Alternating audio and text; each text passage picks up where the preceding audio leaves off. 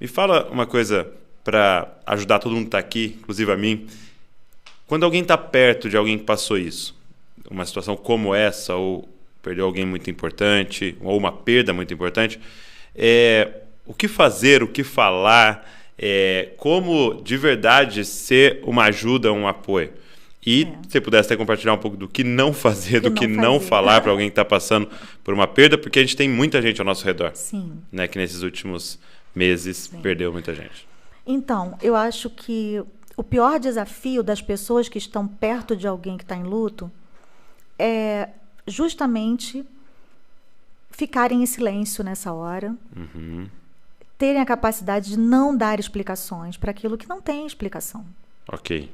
Porque nós, principalmente os evangélicos, temos sofremos essa inclinação e essa tentação de querer dar explicação para tudo. A gente sempre tem que ter uma revelação sobre o porquê dessas coisas estarem acontecendo. Isso é muito cruel. Isso é muito cruel. Você ouviu umas explicações aí no caminho? Algumas explicações muito dolorosas e que não condizem com a verdade. E é claro que às vezes Deus até explica quando Ele quer. Não estou dizendo que é uma regra. Mas, na maioria das vezes, Deus não dá explicação. Simplesmente a morte existe. É a nossa pior inimiga. Vai ser a última a ser vencida. Um dia nós venceremos definitivamente a morte. Amém. Não haverá mais choro, nem dor, nem pranto, nem tristeza. Mas enquanto a gente tiver que passar por isso, a gente precisa pedir a Deus sabedoria para lidar com essa situação e também para lidar com as pessoas que estão passando por isso. No meu caso, eu tive pessoas que simplesmente ficavam do meu lado em silêncio. E elas me ajudaram, me dando um copo d'água, me forçando a tomar um copo de vitamina, que era o que eu precisava no momento. Uau. E essas pessoas, eu sinceramente não sei o que seria de mim sem elas. Essa rede de apoio, sabe, que estava ali à minha disposição, simplesmente por estar.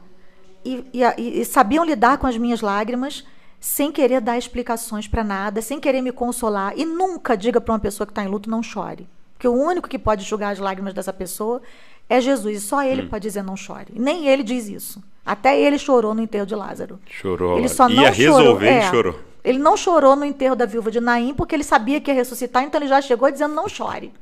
Quando Jesus chegar dizendo não chore, então você já pergunta que horas é a ressurreição. Porque não existe como. Muito bom. Não existe como uma pessoa perder alguém que ama e não chorar. Ela precisa disso, faz parte, né, da elaboração do luto, chorar muito. Tem que chorar. Então, o que eu te aconselho a fazer é chorar no altar, é chorar na presença de Deus, é entregar, submeter suas lágrimas a Deus e permitir que Ele transforme as suas lágrimas em uma história de consolo para alguém no futuro. Então, se eu puder dizer, não faça, não tente dar explicações e não mande a pessoa parar de chorar. Tá. Porque isso é a pior coisa que alguém pode ouvir num momento como esse. Fique ali do lado, simplesmente se coloque à disposição. Uma pessoa que está enlutada, ela não sabe, mas ela precisa se alimentar. Ela precisa dormir. Ela, às vezes, precisa de ajuda terapêutica. Sim. Tem gente que não consegue elaborar o luto sozinho. E é por isso que eles ficam tantos anos. Eu fui para a instância, inclusive, Paraíso, com a pastora Zenete, e chegando lá eu soube de mães que estavam com o quarto dos filhos intactos há 10 anos, sem tirar o pó. De tanta fidelidade ao filho.